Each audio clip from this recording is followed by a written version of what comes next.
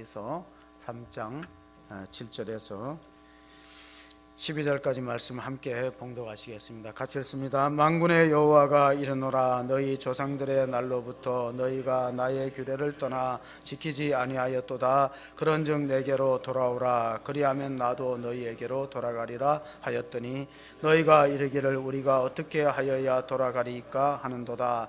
사람이 어찌 하나님의 것을 도둑질하겠느냐. 그러나 너희는 나의 것을 도둑질하고도 말하기를 우리가 어떻게 주의 것을 도둑질하였니 하는도다. 이는 곧 11조와 봉헌물이라. 너희 곧 온 나라가 나의 것을 도둑질하였으므로 너희가 저주를 받았느니라. 만군의 여호와가 이르노라. 너희의 온전한 11조를 창고에 들여 나의 집에 양식이 있게 하고 그것으로 나를 시험하여 내가 하늘 문을 열고 너희에게 복을 쌓을 것이 없도록 붙지 아니하나 보라.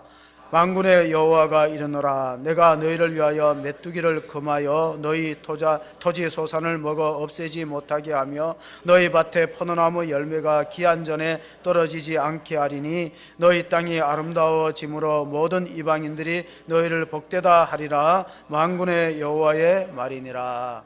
아멘. 위대한 정치가였던 윈스턴 처칠 경은 2차 세계대전을 승리로 이끌었던 리더입니다. 그가 이런 말을 한 적이 있습니다. 영국 사회가 부패하고 타락되는 이유는 교회 강단에서 더 이상 천국과 지옥의 설교가 사라졌기 때문이다. 그런 말을 한 적이 있습니다. 그는 유머 감각도 아주 뛰어났습니다. 한 번은 의회에서 논쟁이 있었을 때 한 여성 의원이 그 윈스턴 처칠을 공격해서 당신이 내 남편이면은 내가 커피잔에다가 독약을 탔을 것이다 하고 공격을 하니까 여유 있게 받아 넘기면서 당신이 내 아내였다면 난 주저없이 그것을 마셨을 것이다. 웃으시는 분은 유머 감각이 있으세요. 당신 같은 여자하고 살 바에는 죽는 게 낫겠다는 그런 뜻입니다. 세계적인 경제학자 로버트 베러가 하버드 대학 교수입니다.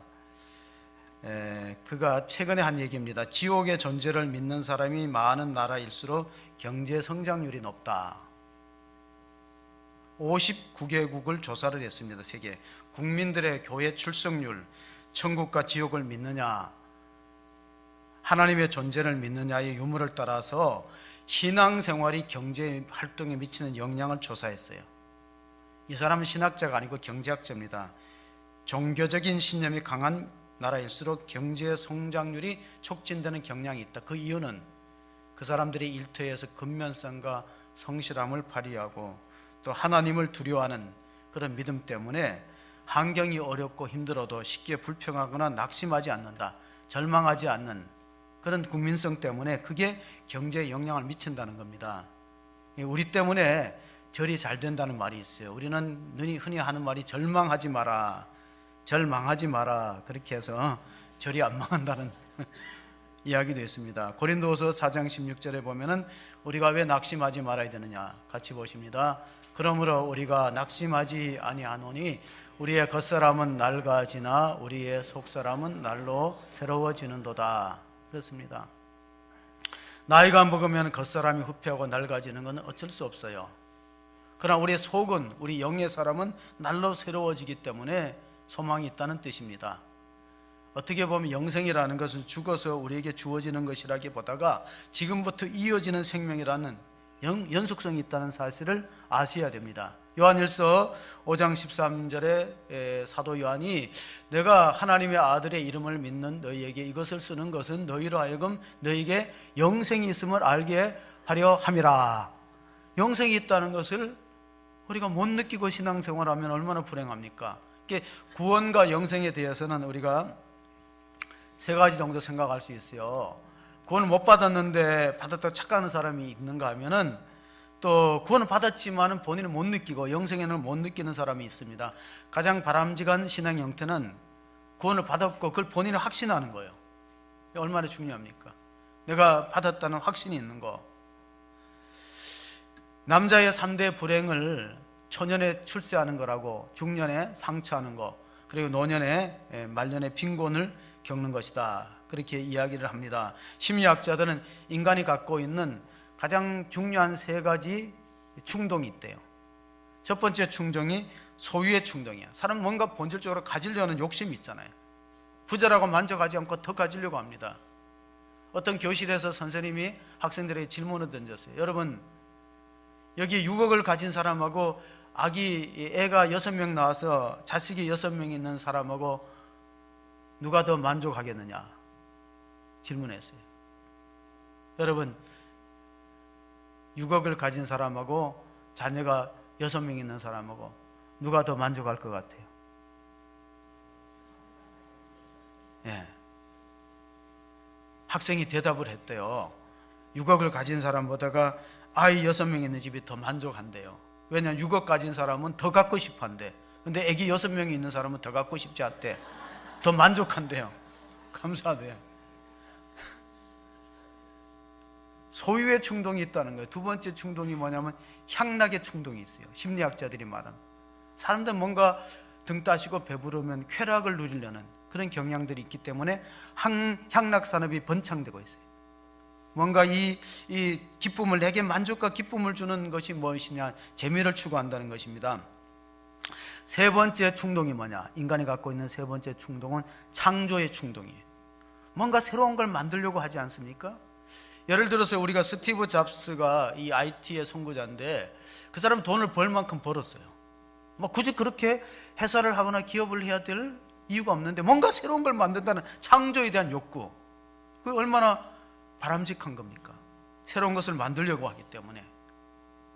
이 스티브 잡스하고 빌 게이츠는 좀 비교가 돼요. 빌 게이츠는 아버지가 변호사고 부자입니다. 근데 이 스티브 잡스는 너무 가난해갖고 입양돼서 양부 밑에서 컸어요. 그러니까 환경이 전혀 다른 사람이에요. 그리고 상처가 많은 사람이었어요. 췌장암으로 세상을 떠났지만은 그는 자기 밑에 존 스컬리라는 펩시콜라의 경영인을 채용했는데 이 존 스컬리에 의해서 쫓겨납니다. 애플사에서. 얼마나 상처가 됐겠어요. 그러나 그 쫓겨나면서 시련을 겪으면서 어떤 분이 그것이 모세가 광야에서 연단받은 것처럼 스티브 잡스로 하여금 더욱 창조적인 욕구를 갖게 하였다. 뭐 그런 이야기도 해줍니다. 자, 사람을 테스트하는 방법이 세 가지 있는데 유대인들의 지혜를 모아놓은 어떤 탈무드에 보면은 인간을 측정할 수 있는 세 가지 기준이 있어요. 그게 이제 히브리 말로 키소, 카소, 코소라는데, 키소가 뭐냐? 여러분, 그 키소라는 것은 지갑을 뜻합니다. 그리고 이제 코소는 술잔이고 카소는 분노예요. 그러니까 사람을 측정하는 데 있어서 유대인들은 이 세 가지를 보면 그 사람이 됨됨이를 안다는 거예요. 예를 들어서 요즘에 이제 면접할 때 술자리에서 하는 경우가 있다고 들었습니다. 취중에 본심이 나오잖아요. 술을 먹여보면 그 사람은 어떤 사람이냐.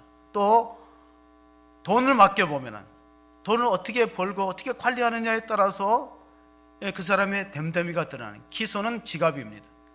코소는 술잔이고 카소는 화를 내는 거, 분노하는 거. 사람들이 언제 화를 내는가? 우리가 왜 분노하는가를 이제 추천도서로 읽었는데 거기 보면 이제 앞에 부분에 이런 게 나옵니다. 사람은 왜 화를 내고 분노하느냐 하면 하나님의 관계가 어긋났을 때 화가 많이 일어난다는 거예요. 하나님과 관계가 바로 되어 있는 사람은 화를 잘 절제할 수 있는데 하나님과 관계가 어긋났을 때 사람은 분노할 일들이 많이 생기는 거예요.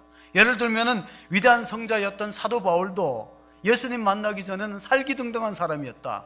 성경에 그런 표현이 나옵니다. 사도행전 9장 1절 2절 한번 보시면 사울이 주의 제자들에 대하여 여전히 위협과 살기가 등등하여 대제장에게 가서 다메섹 여러 해당에 가져갈 공문을 청하니 이는 만일 그 도를 따르는 사람을 만나면 남노를 막론하고 결박하여 예루살렘으로 잡아오려 함이라. 자, 이 사울이 위대한 성자 사도 바울의 예수님 만나기 전의 모습은 살기가 등등해서 분노가 충만했어요. 왜?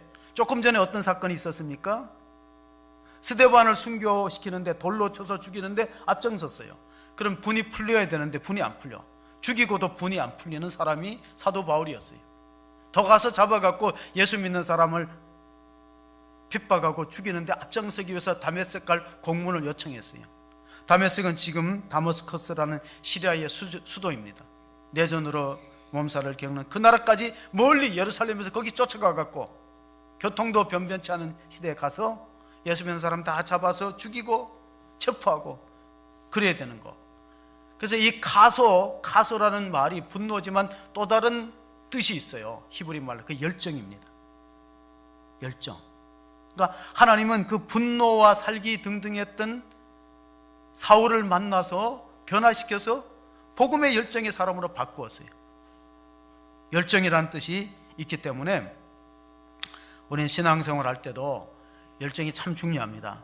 하나님은 왜 그렇게 못됐고 살기 등등하고 분노가 충만했던 사울을 선택했을까? 그가 갖고 있는 분노 지수를 열정 지수로 바꾸는 거예요. 위대한 하나님의 일꾼으로 쓰임받을 수 있는 잠재력이 있다는 것입니다. 무슬림들도 이 라마단 금식 기간이 끝나면은 서로 찾아가서 용서를 구하는 풍습이 있어요. 우리가 회교도라고 무시하고 그러지만 그들도 금식 기간이 끝나면은 평소에 소원했던 관계 또 서로 이제 원한이 졌던 사이에 가서 얼싸안고 용서를 구합니다. 우리도 송구 영신 예배 작년에 애플데이라고 해갖고 사과를 조그만 걸 나누면서 서로 사과했던 적이 있습니다. 아버지와 아들과의 사이가 안 좋았던 가정이 있어요. 아버지가 자꾸 화를 내니까 자식이 상처를 받았어요. 그런데 성경 말씀을 읽고 가서 끌어안고 사랑한다고 해서 아버지 사랑이요. 이 말에 부모님은 쉽게 녹아집니다. 오늘 호세아서는 구약성경의 마지막 책입니다. 구약성경의 마지막 예언서가 말라기고 첫 번째 예언서가 호세아입니다. 호세아는 하나님과 우리 사이를 부부관계로 묘사했어요. 호세아와 고멜과의 슬픈 사랑의 이야기로 비유했다면 오늘 말라기 성경의 마지막 구약성경의 말라기서는 마지막이고 소위언서의 12권의 마지막 책이 말라기입니다.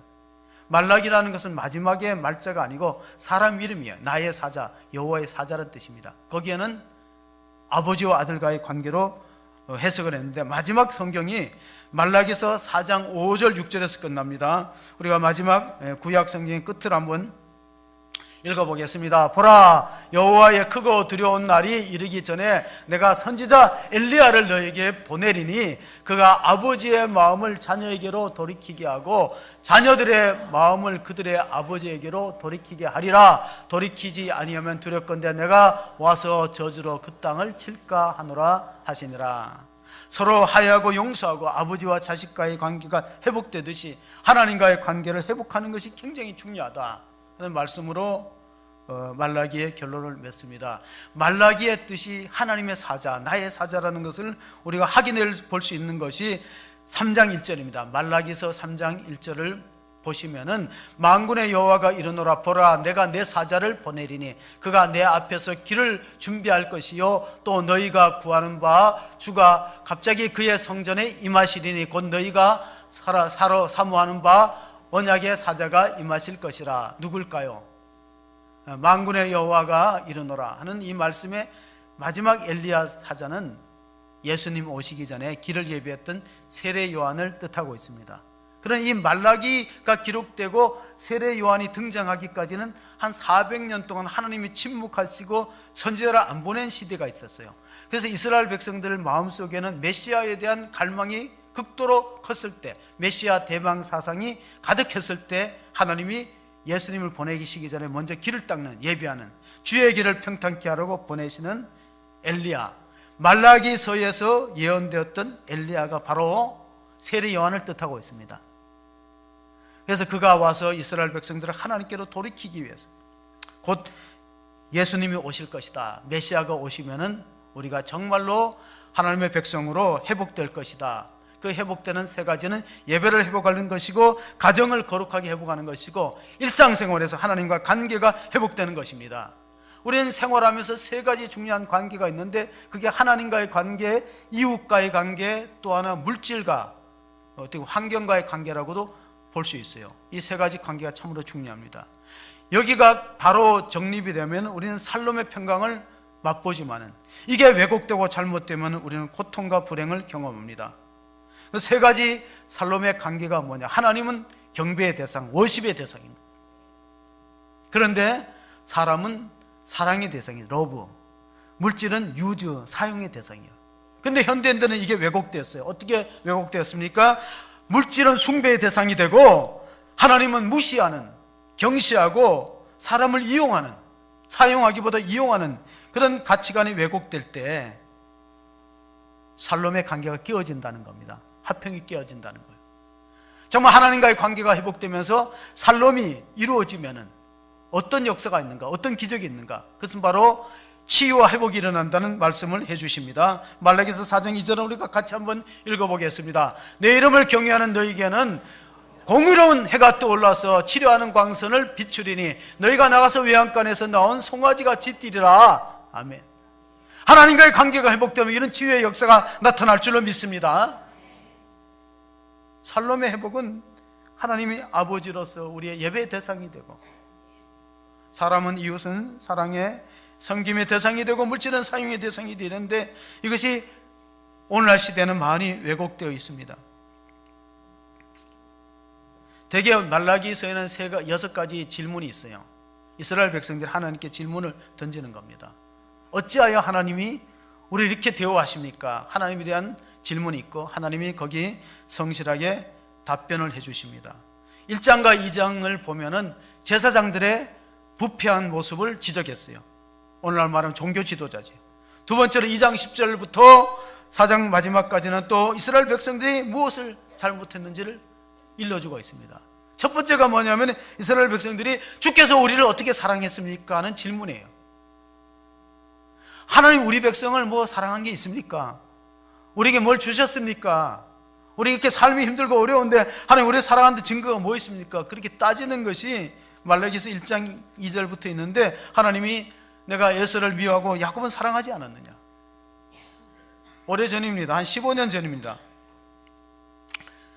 중학교 여학생이 이제 수학여행을 앞두고 용돈을 받는 날 어머니한테 산 기대를 가지고 용돈을 탔는데 좀 화가 났습니다. 평소와 똑같이 주는 거예요. 가방도 새로 사야 되고 신발도 새로운 신발을 사고 수학여행을 가고 들뜬 마음인데 똑같이 3만 원만 주니까 화가 나는데, 교실에 도착하니까 자기 옆 짝꿍이 자랑하는 거예요. 난 용돈 많이 받았다. 우리 학교 끝나고 내 뭐 살 때 수학여행 가는 물건 사는데 너 따라갈래?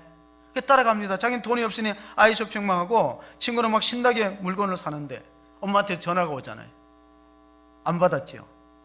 30분 후에 또 전화가 오니까 배터리를 빼버렸어요. 그래서 친구랑 쇼핑 끝나고 집에 가니까 배를 누르니 엄마가 없죠. 아, 오늘 일 가는 날이었구나 하고 습관처럼 뉴스를 탁 뜨니까 화재가 났어요. 지하철에서. 이상해 갖고 배터리를 끼워서 문자를 확인하니까 5통 문자가 왔는데 엄마께 두 개 있어요. 첫 번째 문자의 내용은 이렇습니다.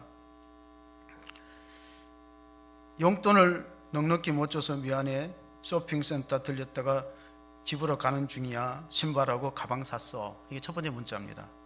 그 다음 문자를, 그 문자만 읽는데 자꾸 눈물이 나는 거예요, 이 학생이. 그 다음 문자는 이렇게 왔습니다. 미안하다.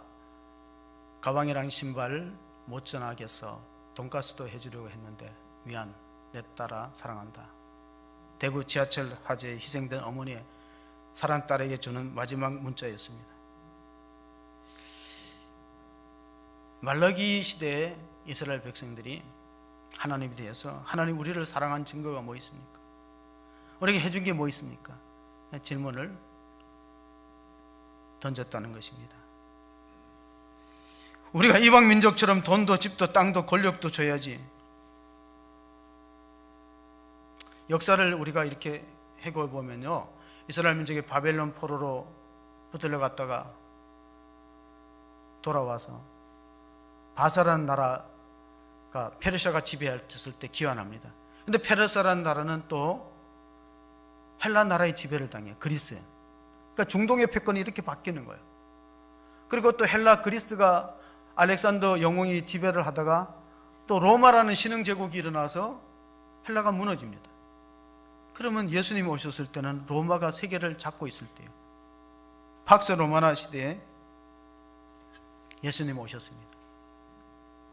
되게 부부 사이에도 서로 상처를 주는 게 뭐냐면은 나한테 해준 게 뭐 있느냐, 결혼해서 나한테 해준 게 뭐 있느냐, 막 그런 말들을 서로 많이 하잖아요. 그럼 남자들은 또 자존심 상하니까 가만히 있지 않고 그럼 안 해준 게 뭐 있느냐, 내가 안 해준 게 뭐 있나, 그러다 이제 싸우는데 한 이제 여성이 이혼 상담을 왔어요. 그런데 이제 변호사가 보니까 눈이 이렇게 멍이 들었어요.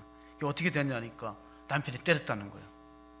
그래서 때리기 맞기 전에 서로 뭐 다투지 않았냐 그러니까 좀 내가 심한 말을 했다는 거예요. 당신이 결혼해서 나한테 해준 게 뭐 있느냐. 꼴에 자존심은 있어가지고 때리려면 때려, 죽이려면 죽여봐 이렇게 했다는 거예요.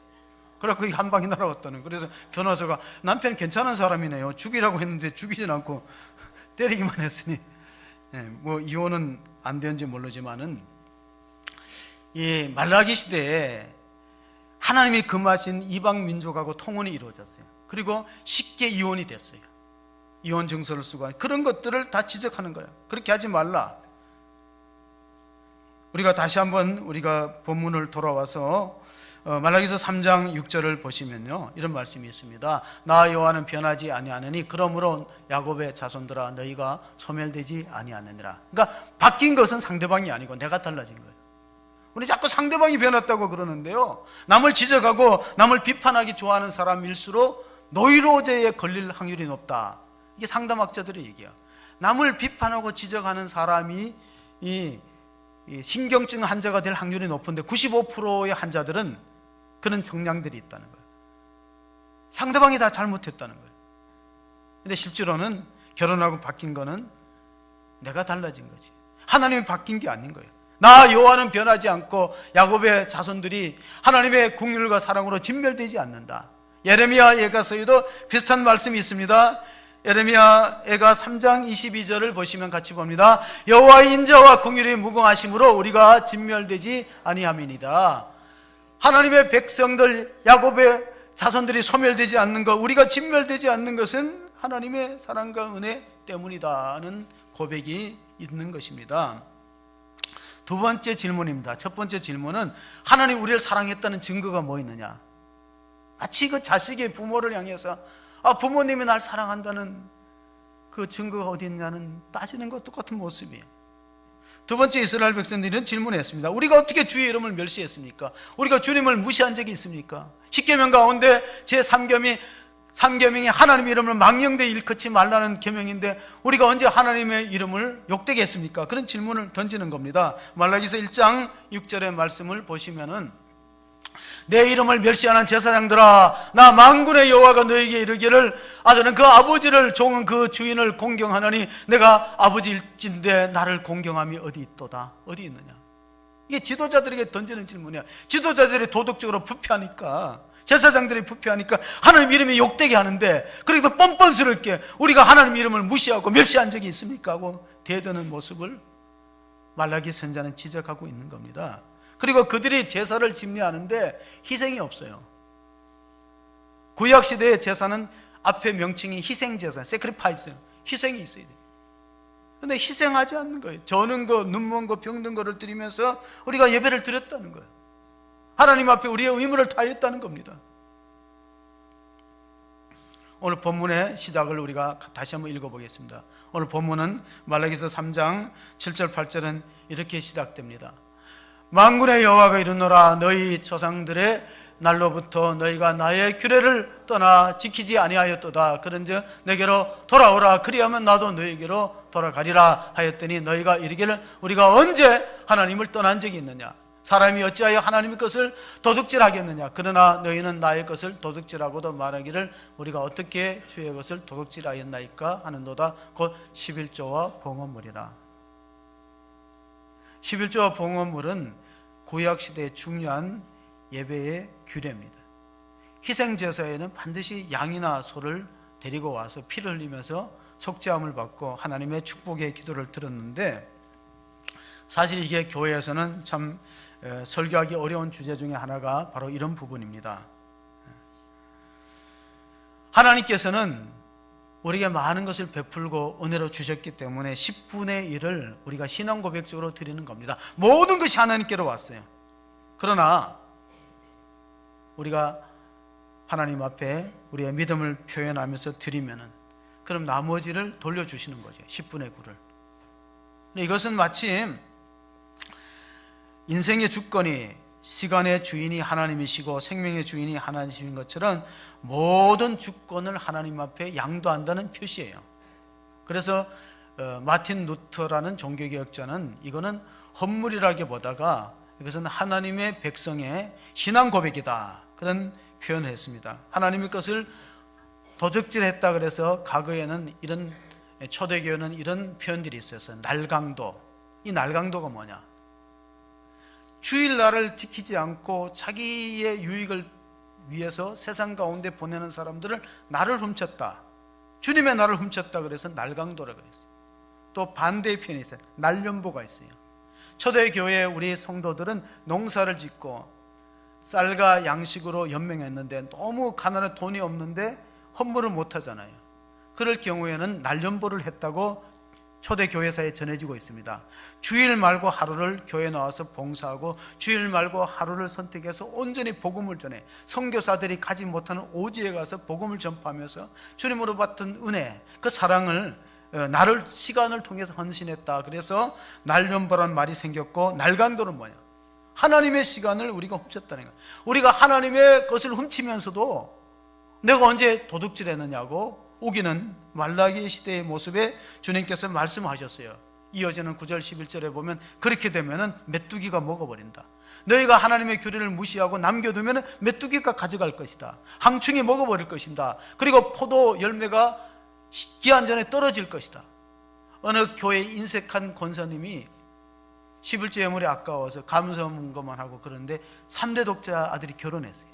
얼마나 손자를 기다렸겠어요. 근데 유산이 계속되는 거야. 견디다 못해갖고 목사님을 불러서 기도를 받는데 좀 유산이 안 되고 아기를 갖게 해달라, 출산하게 해달라. 3대 독자가 지금 3번째 임신했는데 이번에도 유산하면 안 된다. 그래서 목사님이 11절 말씀을 읽었대요. 말라기서 3장 11절에 보면은 이런 말씀이 있어요. 만군의 여호와가 이르노라, 내가 너희를 메뚜기를 금하여 너희 토지 소산을 먹게 할 것이고 너희 밭에 포도나무 열매가 떨어지지 않는다. 떨어지지 않도록 하기 위해서는 우리 권사님도 말라기의 약속대로 한번 결심하시고 헌신해 보라 그래서 그분이 아마 한 달에 수입이 많았던 것 같아요. 근데 진짜로 결심하고 하나님께 드렸더니 3번째는 유산을 하지 않고 낳았다는 거예요. 열매가 떨어지지 않고 결실했다는 것이죠. 그래서 자기는 그 11조 예물에 대해서 예찬론자가 되어서 초신자들이나 집사님들한테 많이 이렇게 권면했다는, 한번 하나님의 말씀을 시험해보라. 성경에는 하나님의 말씀을 시험해보라는 단어가 말라기서 3장 10절밖에 없대요. 그래서 말라기서 3장 10절 한번 보시겠습니다. 10절 그리고 말씀 다시, 만군의 여호와가 이르노라, 너희의 온전한 11조를 창고에 들여 나의 집에 양식이 있게 하고 그것으로 나를 시험하여 내가 하늘 문을 열고 너희에게 복을 쌓을 것이 없도록 붙지 아니하나 보라. 근데 여기서 중요한 핵심이 온전하다는 거예요. 이게 온전하다는 게 뭐 다 떼고 남는 거 드린 게 아니라 정말 순수하게 드리느냐, 온전하다는 말을 우리가 주목해야 돼요. 왜냐하면 그 당시에도 11조 예물을 드렸거든요. 근데 온전하게 안 드렸어요. 나중에 설명하겠지만 사람의 뜻이 포함되어 있어갖고 사람의 계산이 들어간 11조였어요. 병든 것, 저는 것, 눈먼 것을 드렸던 것을 볼 수 있는데, 하나님이 우리에게 주신 3가지 보화가 있는데 영어로 3T입니다. 3T. 첫째는 타임이에요. 시간은 우리의 것이 아닙니다. 여러분, 여기 저와 여러분 중에 시간은 나의 것이라고 주장할 사람은 아무도 없어요. 시간은 하나님의 것이에요. 하나님 부르면 시간이 없는 거예요. 타임은 절대 내 것이 아니고 타임의 마스터, 시간의 마스터는 하나님의 것이에요. 그 다음에 재능의 마스터도 하나님이에요. 우리가 어떤 음악에 재능이 있다, 어떤 사람은 또 수학에 재능이 있다, 어떤 사람은 운동에 재능이 있다, 어떤 사람은 그림을 잘 그린다. 그건 재능, 탤런트예요. 첫 번째 T는 타임이고 두 번째 T는 탤런트예요. 세 번째는 트레저리예요. 그건 재물이에요. 어떤 사실 하나님이 주시는 만큼 우리가 받아 누리는 건데, 하나님의 것을 하나님의 주인으로 과연 인정하느냐. 아이들이 선물을 줘보면은 좀 아이들이 마음이 착한 아이들은 달라면 다시 줘요. 왜냐하면 자기가 원래 없었고 줬으니까 받은 거잖아요. 부모가 줬든지 어른이 줬든지 줬으니까 받으니까 달라면 다시 주는 아이들이 있어요. 그러나 받고 싹 돌아서고 내 거 하고 고집하는 아이들이 있어요. 그러면 되게 어르신들은 다시 주는 아이들은 돌려줍니다. 그리고 머리를 쓰다듬어줘요. 착하다고. 하나님도 그럴 것 같아요. 우리가 중요하게 구분해야 될 것이 2가지인데, 농사 짓는 사람은 양식과 씨가 씨앗을 구분합니다. 양식은 뭐예요? 우리가 일용할 양식이 필요한 거예요.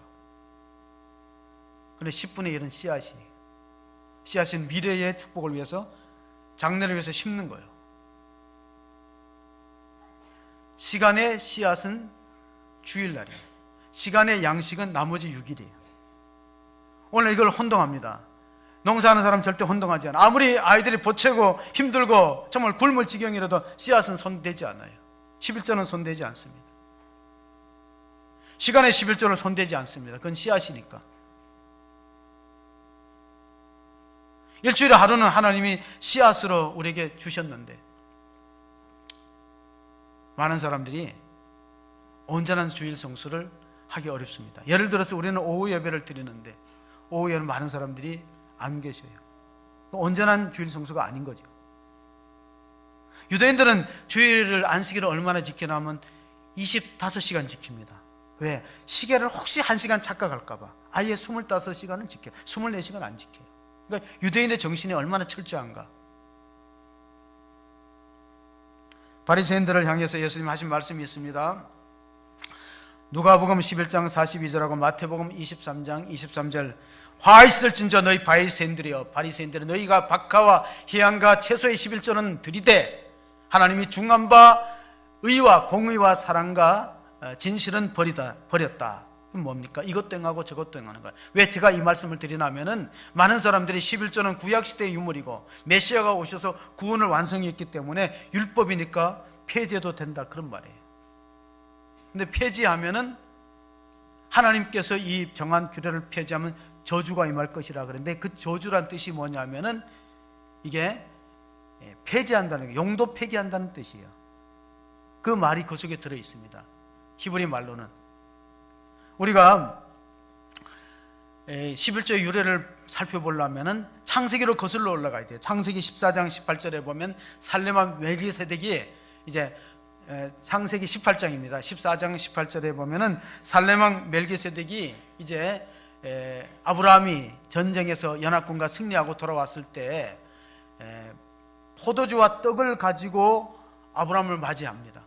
그때 창세기 14장 18절에 보면은 아브라함이 자기의 전리품의 10분의 1을 드려, 전쟁에서 승리한 것 10분의 1로 드리는데, 멜기세덱에게 드린 것이 11조의 기원이었어요. 그게 창세기 14장 18절입니다. 왜 살레맹 멜기세덱이 떡과 포도주를 가지고 왔고, 그는 의의 왕이고 제사장이다. 멜기세덱은 장차 오실 예수님의 그림자입니다. 예수님이 우리를 위해서 피와 살을 내어주고, 우리는 그런 말미암아 구원받은 백성이 되었으니까 마땅히 아브라함이 하나님 의의 왕 살렘 왕 멜기세덱에게 드렸던 것처럼 드리는 것이, 이것이 11조의 기원이었고, 또 창세기 28장에 보면은 베델에서 야곱이 서원합니다. 내가 이제 외삼촌 라반 집에 가서 그분이 한양에서 돌아오고 내 안전을 지켜주고, 그리고 성공해서 돌아오면은 이 베델이라는 곳에서 돌로 베개를 삼았던 이곳이 하나님의 집이 될 것이고, 여호와 하나님이 나의 하나님으로 섬길 것이고, 내가 가지고 있는 것의 10분의 1을 드리겠다고 서원했던 것이 창세기 28장의 베델의 서원입니다. 그러니까 우리가 서원하고 지킬 필요가 있는 것이 바로 이 11조의 규례예요. 결심을 하셔야 돼요. 안 그러면 힘듭니다. 되게 이제 유격 훈련 하는 사람들이, 이 공수부대들이 낙하산 훈련할 때 바로 헬리콥터에서 떨어지지 않습니다. 10m 높이에서 연습을 합니다. 왜 10m 높이에서 연습을 하면, 인간이 느끼는 가장 공포스러운 높이가 11m래요. 11조. 그러면 사람이 11m 발판에 서면 눈높이하고 대략 한 눈높이가 11m 정도 됩니다. 합쳐서. 그럼 가장 두렵대요, 떨어지는 게. 근데 여기를 극복하면, 이거를 극복하면, 이거를 이겨내면 공중에서도 충분히 떨어진다는 거예요. 하늘에서도. 그러니까 우리가 이 11조의 규례를 온전히 지키면 물질의 시험과 염려에서 극복되고 담대해지고 믿음이 생기기 때문에, 마틴 루터는 3가지 회개를 강조했어요. 첫째는 머리가 회개하는 거다. 두 번째는 가슴이 뜨거워지고 가슴이 회개하는 거다. 세 번째는 지갑이 회개하는 것이다. 요한 웨슬러 감리교를 만들어보는 사람들이 이런 말이 있어요. 뭐니 해도 머니가 최고다. 돈이 최고인 시대에 살고 있는데 당신의 주머니가 회개하지 않으면 나는 당신의 회개를 믿을 수 없다. 우리가 누가복음 보면은 삭개오가 회개할 때 예수님 앞에 이런 고백을 합니다. 내가 가진 것의 절반을 나누어서, 소유의 절반을 나누어서 가난한 사람을 돕고 네 것을 토색에 했으면은 4배나 갚겠나이다. 그러니까 예수님이 누가복음 19장 9절에 오늘 구원이 아브라함의 가정에 임하였도다. 이도 하나님의 백성이다.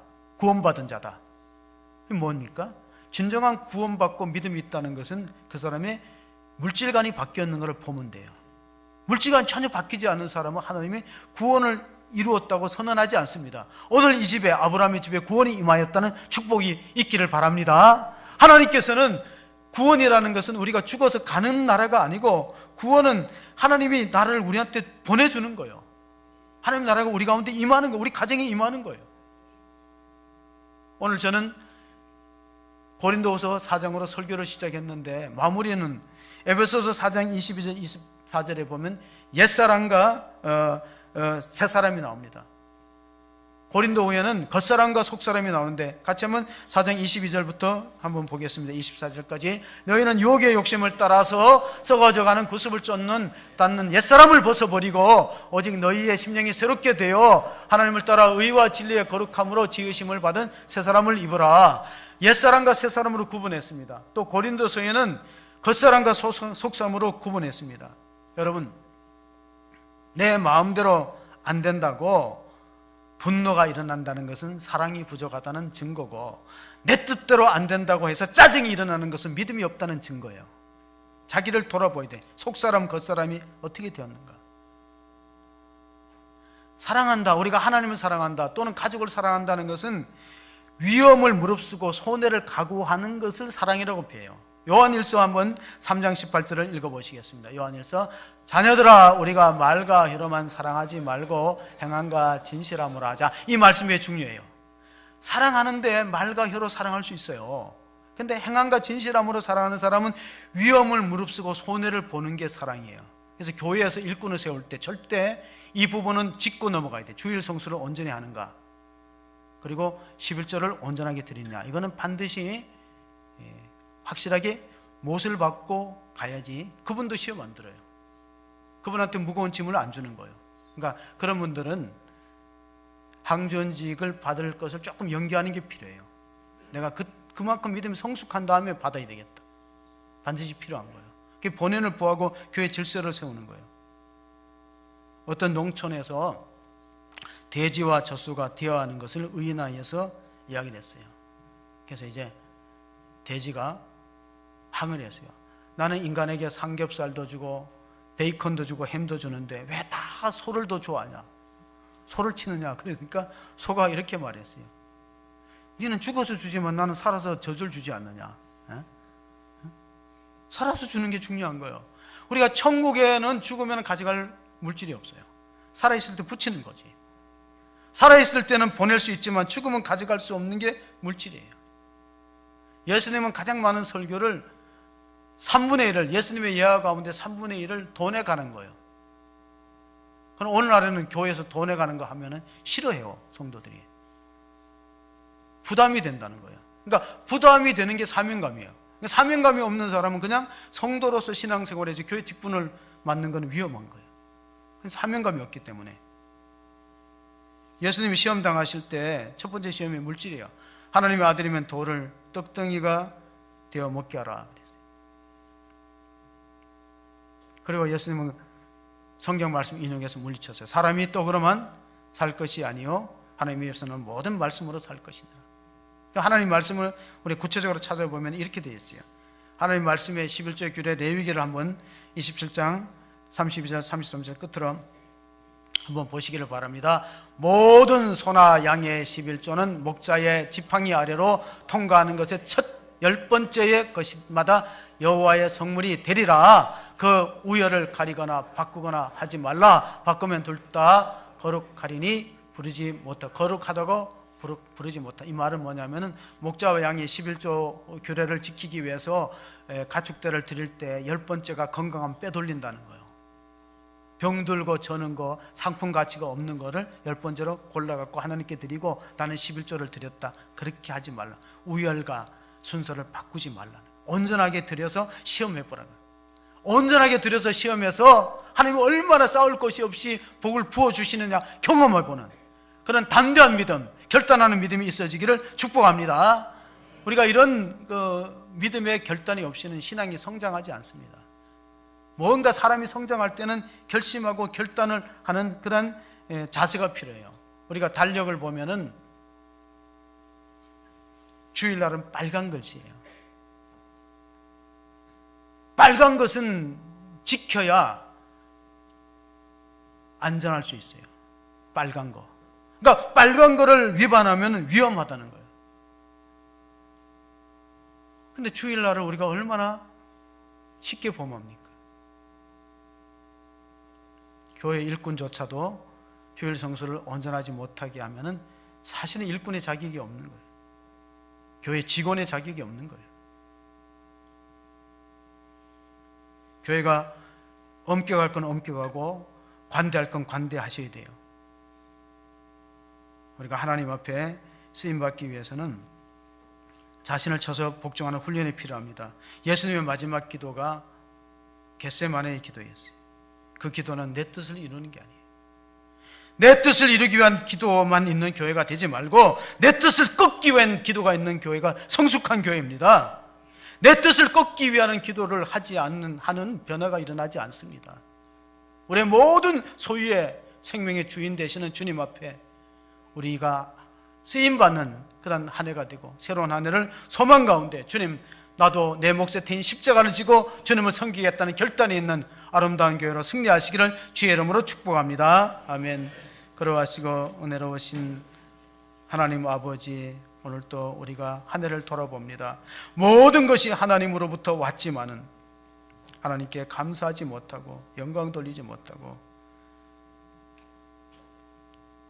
때로는 혼란과 좌절을 거듭하면서 신앙생활을 해왔으니 불쌍히 여겨주시고 이제는 모든 주권을 주님께 양도하고 맡기기를 원합니다. 우리가 하나님께 맡기면 하나님이 책임지고 돌봐주시고 우리의 창고가 넘치도록 쌓을 것이 없도록 부어주시는 놀라운 은혜를, 기적을 경험하는 성도의 삶이 되게 축복하여 주시옵소서. 하나님, 말라기 시대에 부패했던 모습들이 오늘 한국교회에 재현되지 않도록 도와주시고 한국교회 물질의 샘을 터주셔서 경제가 살아나게 해주시옵소서. 교회가 부흥되고 성장하며 또한 선교사를 도울 수 있는 넘치는 은혜를 베풀어 주시옵소서. 하나님, 이 땅을 공의로 이겨주시고 다시 한번 우리 모든 하나님 경제와 성도들의 삶의 회복의 은총을 허락하여 주시기를 간절히 소원하옵고 우리 구주 예수 그리스도의 이름으로 기도하옵나이다. 아멘.